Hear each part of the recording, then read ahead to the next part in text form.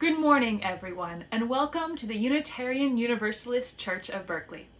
My name is Andrea Brown, my pronouns are they, them, and I am one of the worship associates here at UUCB. This is a welcoming congregation, and we are always working on how to care and welcome each other better.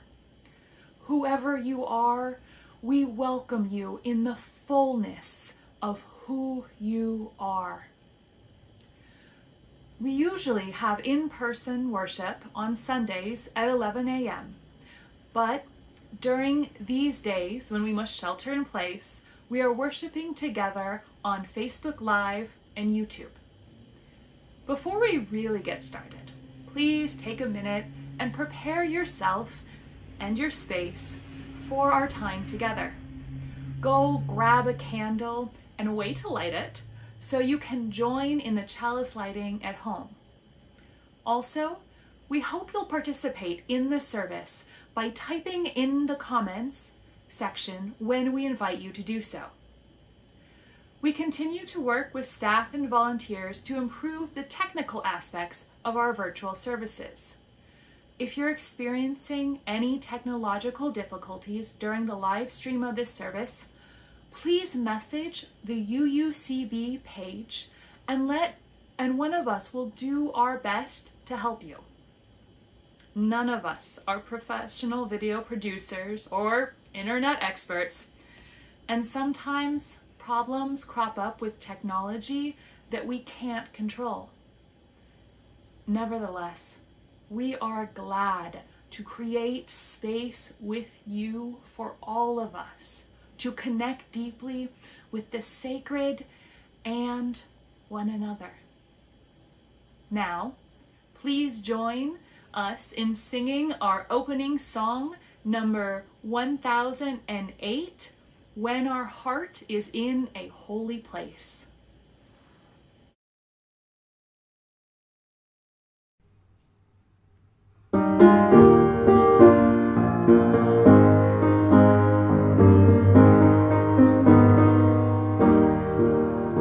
When our heart is in a holy place, when our heart is in a holy place, we are blessed with love and amazing grace. When our heart is in a holy place, when we trust the wisdom in each of us, every color, every creed and kind, and we see our faces in each other's eyes, then our heart is in a holy place.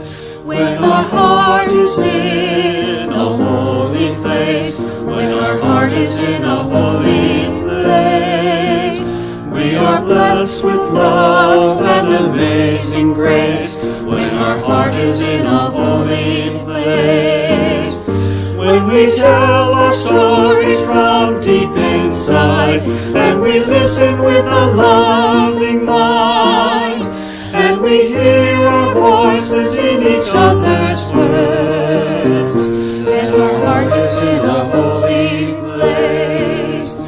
When our heart is in a holy place, when our heart is in a holy place, we are blessed with love and amazing grace. When our heart is in a holy place, when we share the silence of sacred space, and the God of our heart stirs within, and we feel the power of each other's faith, then our heart is in a holy place.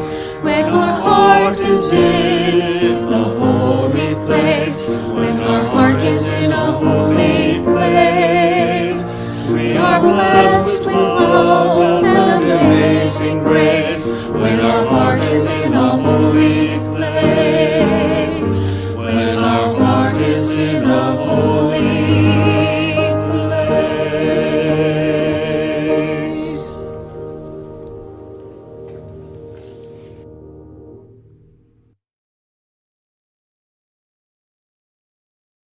Now, Whether you are lighting a candle or the inner chalice in your heart, let us kindle our flame with the words of Sarah Gibbs Millspaw.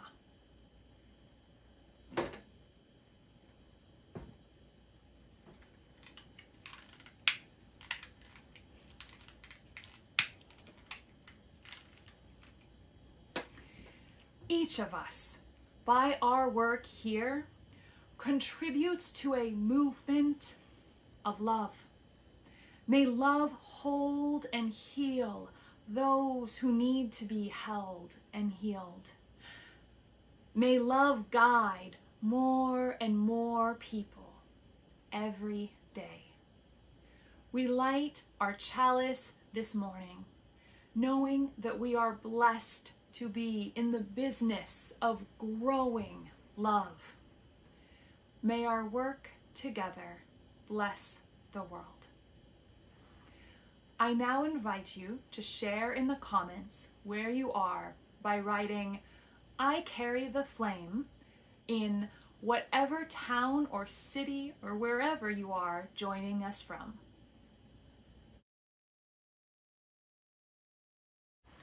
Please join with me in saying our covenant. Love guides this church. The quest for truth and justice is its common purpose. To give thanks, listen deeply, speak with care, honor our differences, and seek and grant forgiveness. These things we covenant with one another.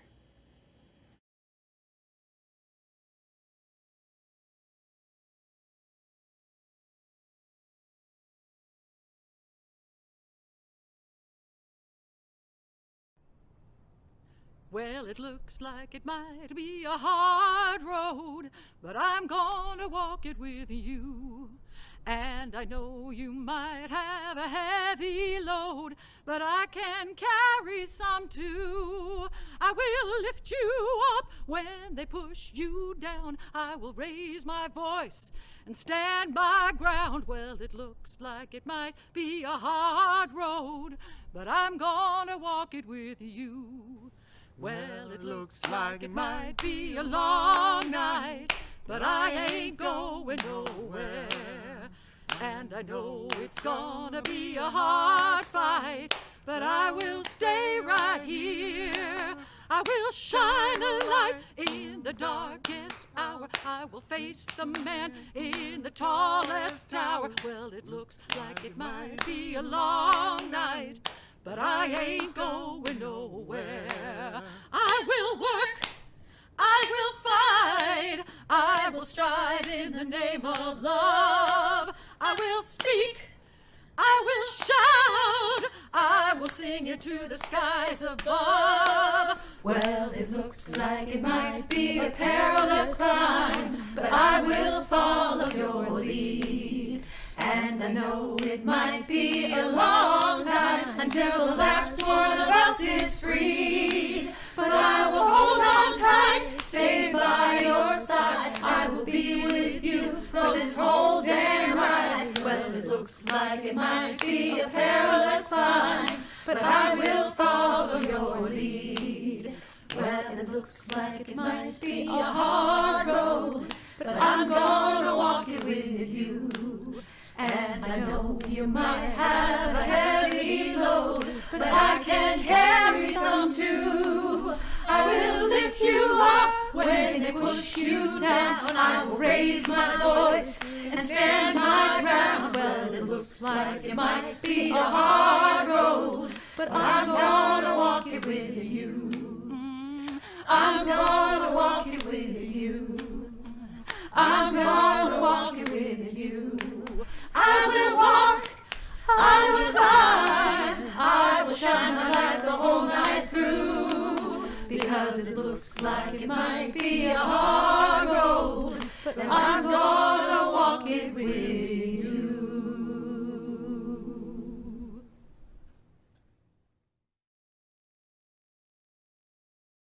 Good morning. My name is Catherine Boyle. I am the Director of Family Ministry here at UUCB, and I'm at UUCB today. My pronouns are she, hers, hers, and this is a time for all ages. So if you are young or young at heart, young in spirit, please come close and join me in this movement meditation. So later on in the service, we will be singing loving kindness meditation from the Teal hymnal. We're going to prepare for that activity by doing a loving kindness movement meditation. And what is loving kindness? So loving kindness is that feeling you feel inside when you get a particularly good hug from a family member, or you see a friend that you haven't seen in a while, or text a friend. Or it's just as simple as the joy you feel when you see a blue sky. So in the chat box below, I invite you to type anytime you felt loving kindness in your own life. So these feelings of loving kindness, this is a spiritual practice called metta in Pali, the ancient Indian language. It is the golden rule of spiritual practice. It is treating others how we like to be treated. So we're gonna go do a movement meditation. I invite you to participate as you are able. So if you are unable to stand, or if you are unable to stretch your arms, totally fine. However you feel comfortable and safe doing this meditation. And you can also just use your imagination. So with that, let's shake out our arms. All right, so for our first part, let's take a deep breath in, feeling up our chest, and exhale out. If you feel comfortable, you can go into a closed position, small as you can, and imagine your body covered in light, covered in love, covered in this loving kindness like a blanket.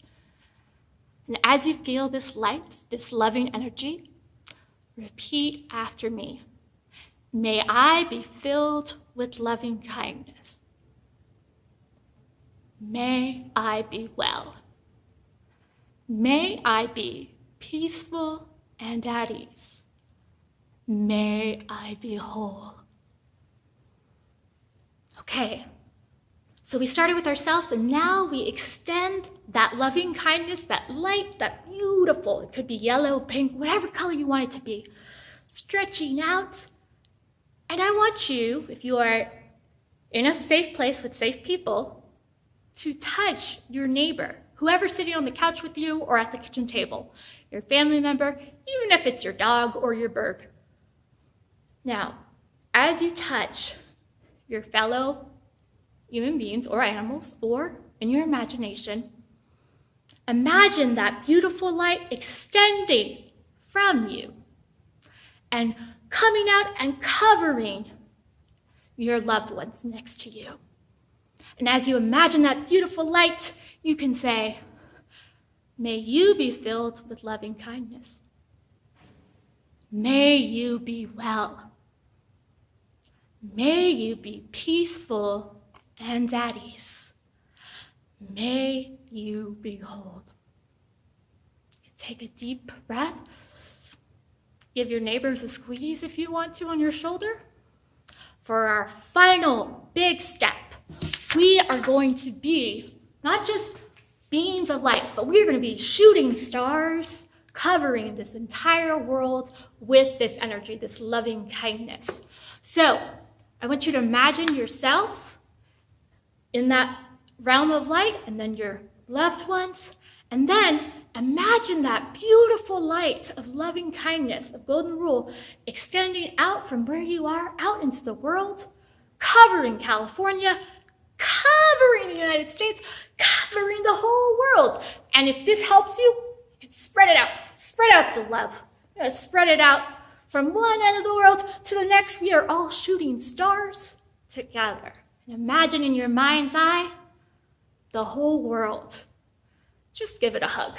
Give it a hug through yourself and repeat after me. May we be filled with loving kindness. May we be well. May we be peaceful and at ease. May we be whole. Did you feel that? I think I felt you. Oh, that was so lovely. Thank you. I hope you share this with your friends.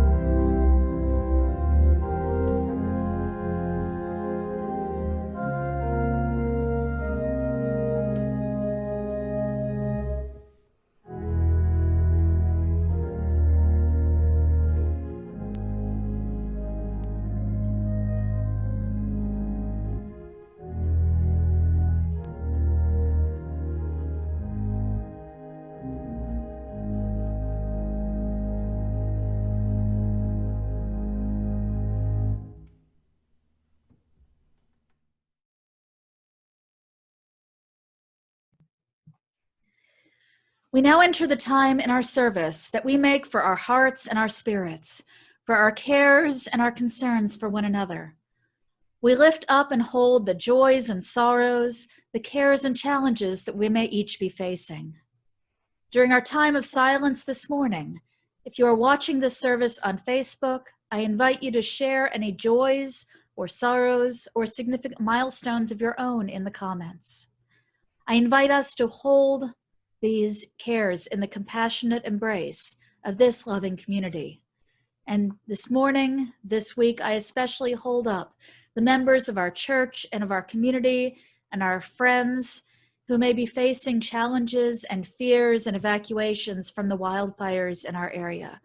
I lift their care and their safety up into our collective embrace.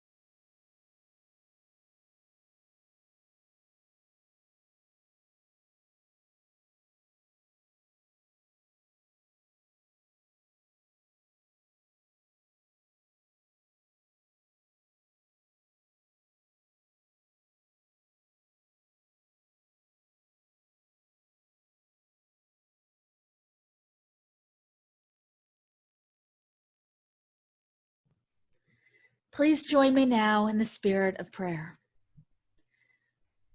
The journeys of our lives are never fully charted. There come to each of us deserts to cross, barren stretches where the green edge on the horizon may be our destination or an oasis on our way, or even a mirage that beckons only to leave us lost. When fear grips the heart or despair bows the head, May we bend as heart and head lead us down to touch the ground beneath our feet. May we scoop some sand into our hands and receive what the sand would teach us. It holds the warmth of the sun when the sun has left our sight, as it holds the cool of the night when the stars have faded. Hidden among its grains are tiny seeds, seeds at rest and waiting, dormant yet undefeated. Desert flowers, they endure, moistened by our tears and by the rains which come to end even the longest drought. They send down roots and they bloom. May we believe in those seeds and in the seeds within us. May we remember in our dry seasons that we too are desert flowers. Amen.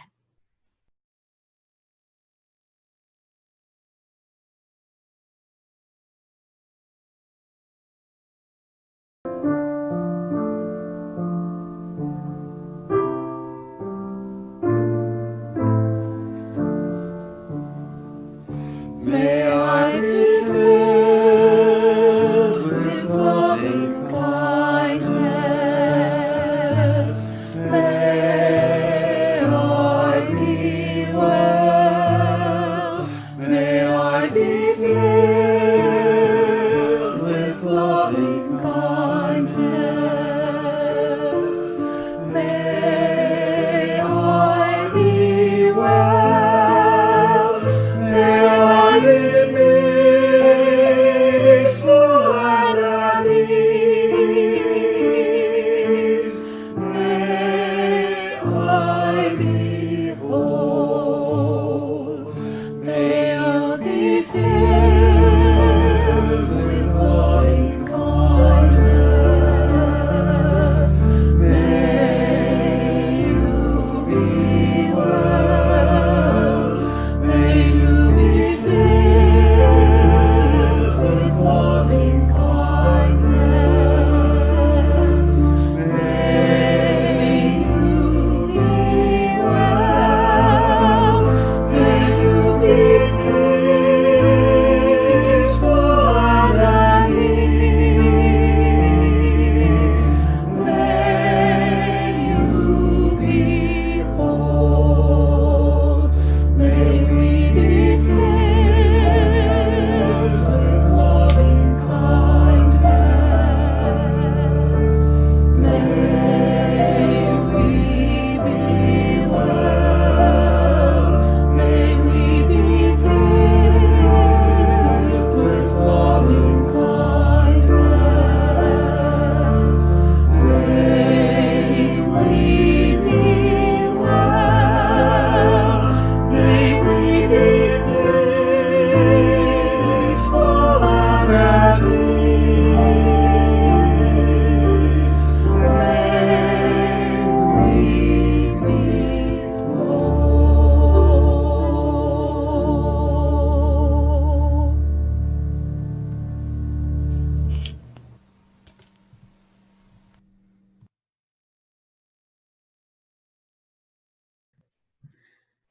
Our first reading is Acts of Love by Adrienne Marie Brown.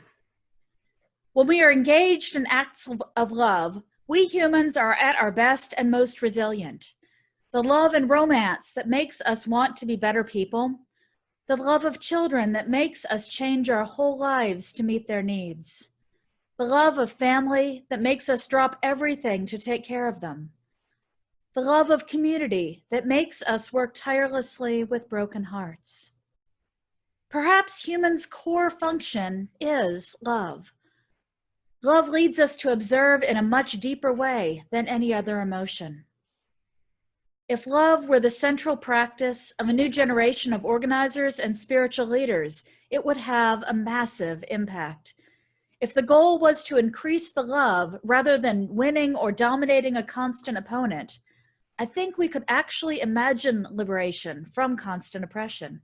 We would suddenly be seeing everything we do, everyone we meet, not through the tactical eyes of war or making change happen or whatnot, but through eyes of love. We would see there's no such thing as a blank canvas, an empty land, or a new idea. But everywhere there is complex, ancient, fertile ground full of potential. We would understand that the strength of our movement is in the strength of our relationships, which could only be measured by their depth. Scaling up would mean going deeper, being more vulnerable and more empathetic.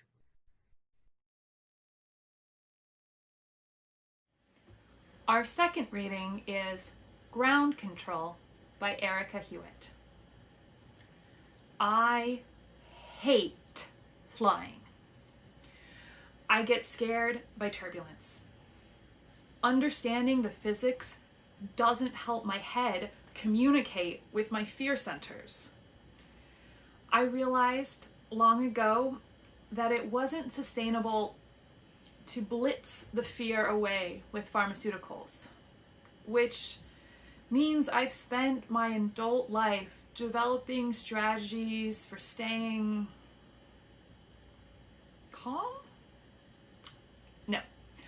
Let's call it less anxious in the air. A few years ago, a pilot friend introduced me to a lifeline by showing me live air traffic. The staccato transmission of static popping chatter between pilots and air traffic control professionals. If you're in the air, you can listen to your own pilot exchanging information with air traffic control.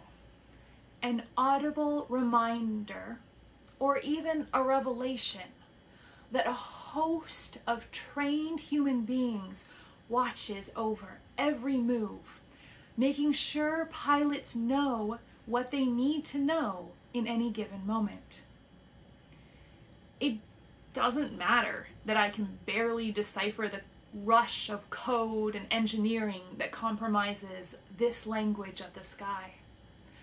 I'm soothed by the occasional bursts of human kindness. Roger that, Delta 29er. Thank you so much for your patience and have a great day. And I now know that as planes travel through a patchwork of designated zones, air traffic control professionals hand off the plane at the border of one zone to those in the next. We, the passengers, are a baton being passed hand over invisible hand, zone by zone, to safety. During these confusing, turbulent, pandemic times, I sometimes feel my stomach lurching from uncertainty and loss. On any given day, I feel as out of control as I do at 30,000 feet. I am, however, just as determined not to rely on chemical substances as a coping mechanism. This great and fearful loneliness is made lonelier by the muddling of my connection to spirit, to mystery. I find myself trying to make decisions, asking for help, and straining to find it. It used to be that if I held still long enough, I'd feel gentle guidance bloom inside of that silence. Today, there's so much noise, anxiety, brittleness, disappointment in my fellow human beings, that it's harder to discern that wise, steady instructions amid the static. I did not ask for or want a months-long lesson that I am not in control. What I do know is that the most faithful, life-giving coping strategy for me is to attune to a calmer voice, a voice calmer and wiser than mine, and to allow that seeking to be its own expression of faith.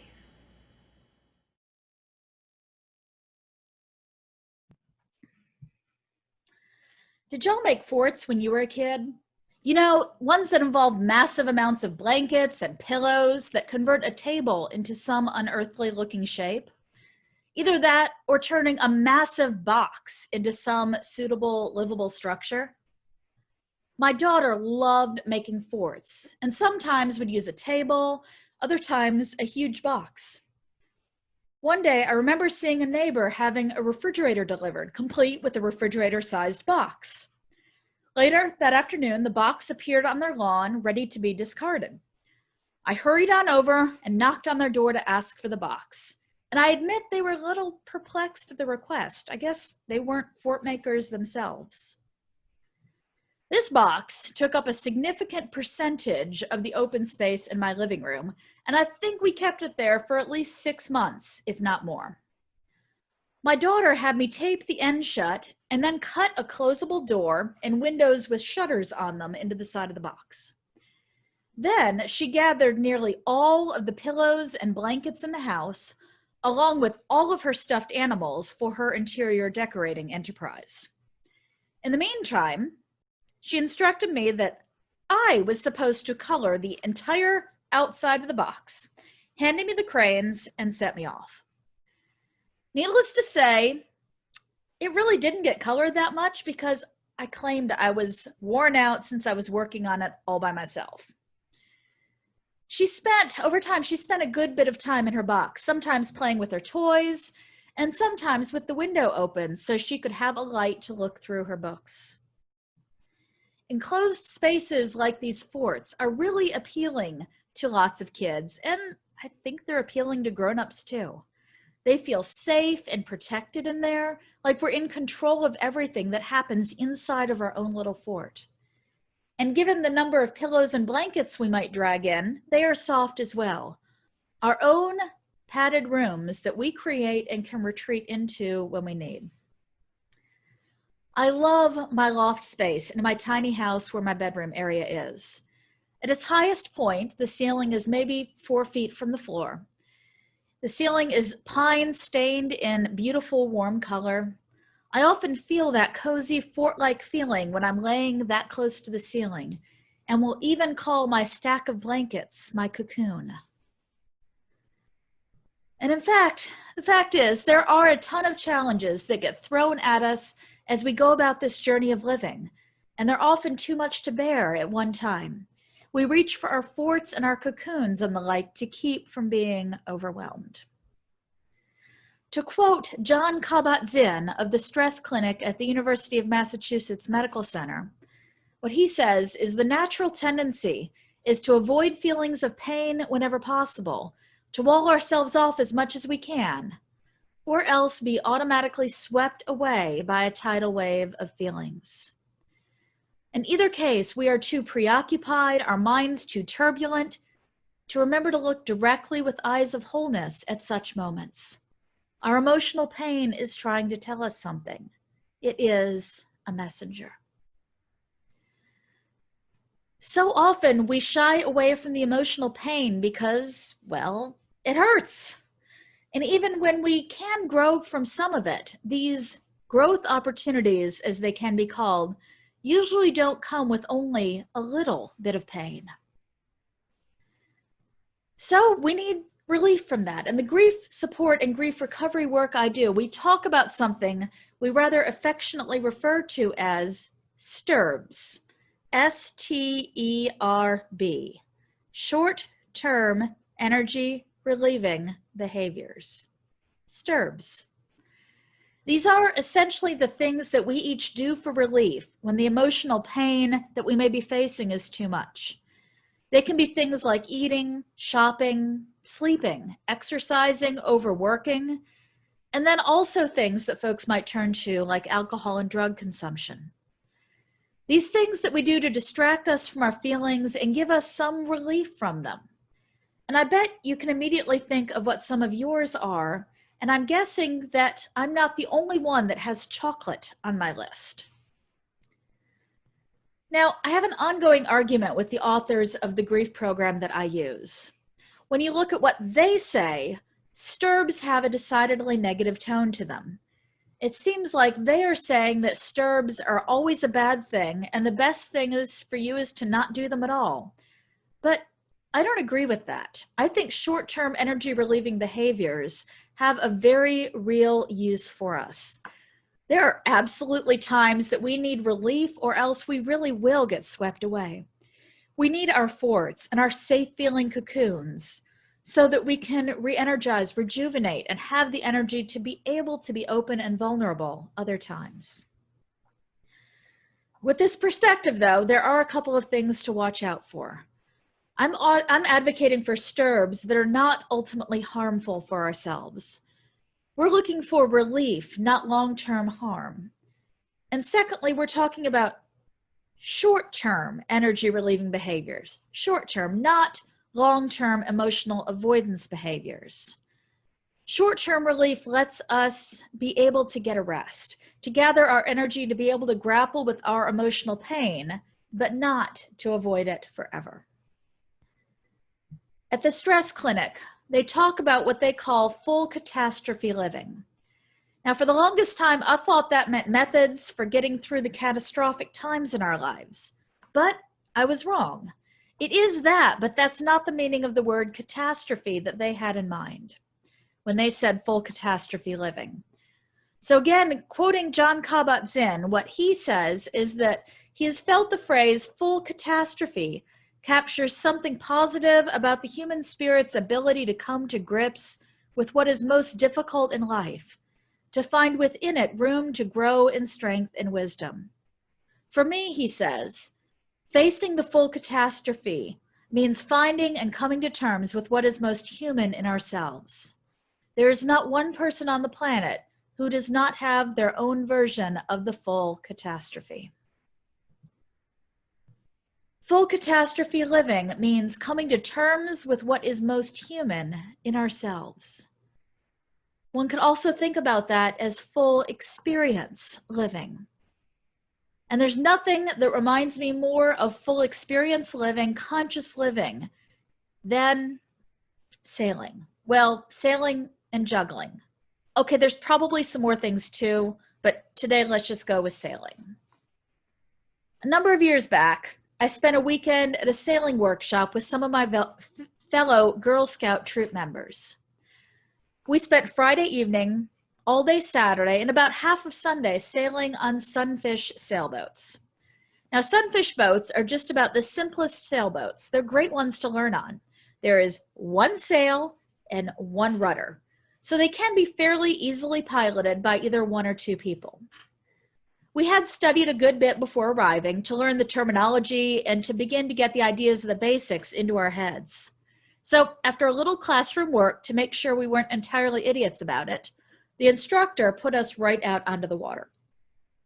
The first day we were two to a boat. Same with the second day. But to pass the training, we had to do a solo sail on the last day. And at that time, I was utterly terrified about that.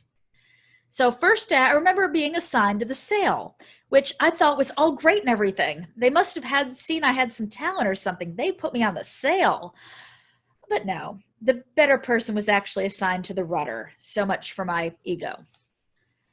That first evening, the weather was just right, and I got to stumble through learning the basics. All in all, I thought things were going fairly well.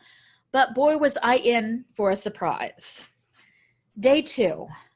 The beautiful weather was just a memory. And I learned what that book had meant by reading The Water and the Waves.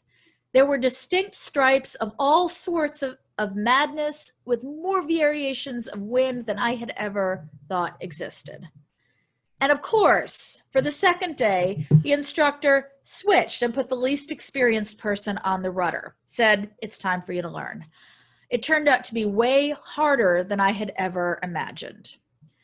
We started the day out by capsizing the boat. Then we got it up, got going again, and capsized again. Eventually, we just started flipping the boat over when we hit a dead zone in the wind and tried to reorient. We must have capsized over a dozen times that day, if not more. Eventually, my team was instructing other boat teams on how to get their sailboats righted because we had become so experienced at falling over and getting back up again. Well, day 3 came, gorgeous weather, and I managed my solo trip just fine. But there was one more lesson I hadn't realized I needed to learn. Sunscreen. Now, I admit, thought I was good all weekend. Every 2 or 3 hours, we returned to shore to reapply the sunscreen, let it get soaked back in, and went back out. With all the light reflecting off the surface of the water, we had to. However, I have not a single time since that weekend ever forgotten to sunscreen my ears. Now, did you hear all the metaphors in the story? Let's start with the weather. Unless you happen to have a magical wand that I've never seen, we really have no active control over the weather. If it rains, it rains. If it doesn't, it doesn't. If it's windy, it's windy. If it's going to snow a foot of snow, well, we can't stop it. When you're sailing, you are truly at the mercy of the weather. In a boat with no motor and just a sail to catch the wind, the weather is really all you've got. You have to read the waves, hope you can predict what's coming, and then just go with it. And if we mess up and capsize, it's not the end of the world. It is totally possible to flip the boat back over again. You may be wet and shaken, or maybe you're just wet. And then in life, we are also at the mercy of the weather that hits us. The trials, the challenges, whether we see them coming or whether they're a gust of wind that just hits us by surprise. We have to go with it, experience it fully, because really, we have no choice about that. When we're out on the water, our comforting forts and our stirrups aren't right there with us. We have to stay out there on the water and do it on our own. Or if we're lucky, maybe there's somebody on a neighboring boat that can cheer us along or help us out. Conscious living, full experience living. It's learning how to keep sailing in the weather we face, in the face of things we have no control over. A friend shared something with me that has struck me ever since. He claimed that if you've learned to sail, you've mastered life. If you've learned to sail, you've mastered life. Because that's what we're here for, not only to survive the weather we face, but to thrive, to get back up when we've capsized. And then after that's happened, to not stay landlocked, but to go out on the water again. All in all, it is learning to live with vulnerability, listening to the wisdom that already exists in us, in that most human part of ourselves. It's about embracing the poignant enormity of our life experiences. In the words of the well-known Serenity Prayer, which I'm adapting from the original by Reinhold Niebuhr, our challenge is to embrace the serenity. Our challenge is to embrace the serenity, to accept the things we cannot change, the courage to change the things we can, and the wisdom to know the difference. And to find the serenity that speaks to find that serenity, that's where we find our center. That is part of our journey together. May it be so.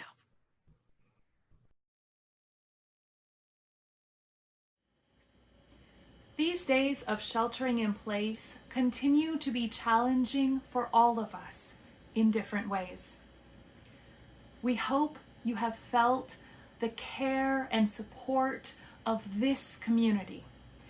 And if you're joining us for the first time today, we hope you'll soon come to know what a caring community this is. We also hope those experiencing financial strain right now will reach out to Reverend Michelle who can provide assistance from the minister's discretionary fund. But for those who are fortunate enough to have enough right now, UUCB needs your gifts now more than ever.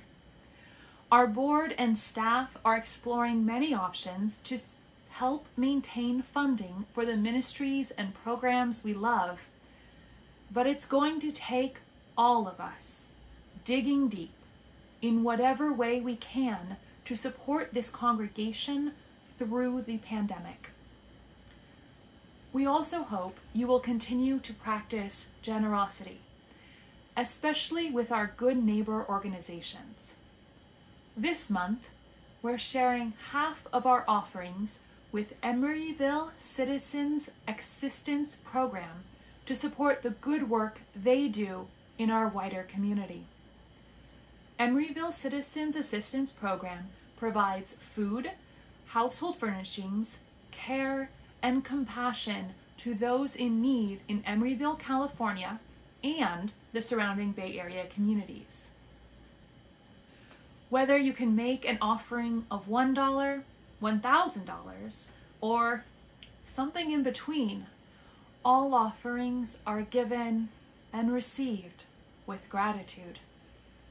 More details on how to give electronically will appear on your screen as our offertory begins. Thank you.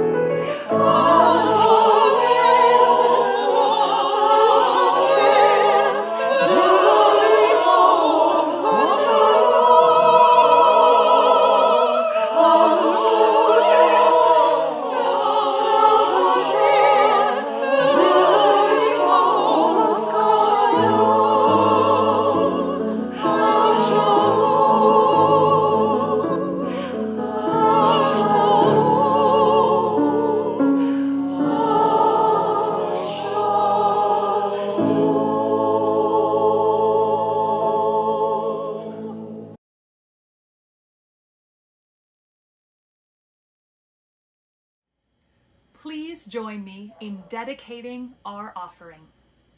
We dedicate our offering and ourselves to the mission of this congregation, to create loving community, inspire spiritual growth, and encourage lives of integrity, joy, and service. It's been so good to be together in praise and song today. Here are a few important announcements. Please join in UUCB's anti-racism project by purchasing books that a Richmond Elementary School needs in its library. Check emails from Helen Toy and Judy Sam. They'll be sending out lots of messages that contain a list of books about diversity that can be purchased from Richmond's multicultural bookstore. A book plate will be pasted in each one, designating the books with your name and from UUCB. Next, Carrie Simpson is taking leave as president of the Board of Trustees to be on grandmother duty. Can't blame them. Catherine J. is now acting board president, and she is also the listening presence for the board for the month of August. Please check the week ahead for information on how to contact her. And please check the week ahead for all of the other awesome stuff that we are doing here at UUCB. Now, please join in singing our closing hymn, Song 1015, I Know I Can.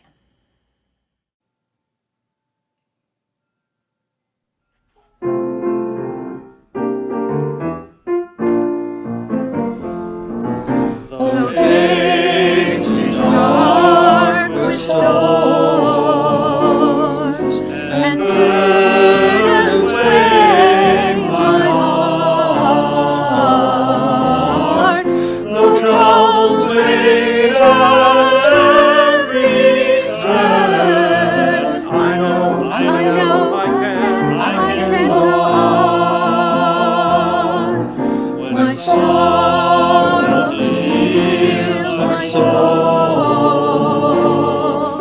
and burdens make me strong, though troubles wait at every turn, I know I can go on. And though the journey is long, the destination is here. Though troubles wait at every turn, I know I can go on. My sister in my heart, my brother in my song, though troubles wait at every turn, I know I can go on. So brothers, take my hand, and sisters, sing my song. When hope awaits at every turn, I know we will go on.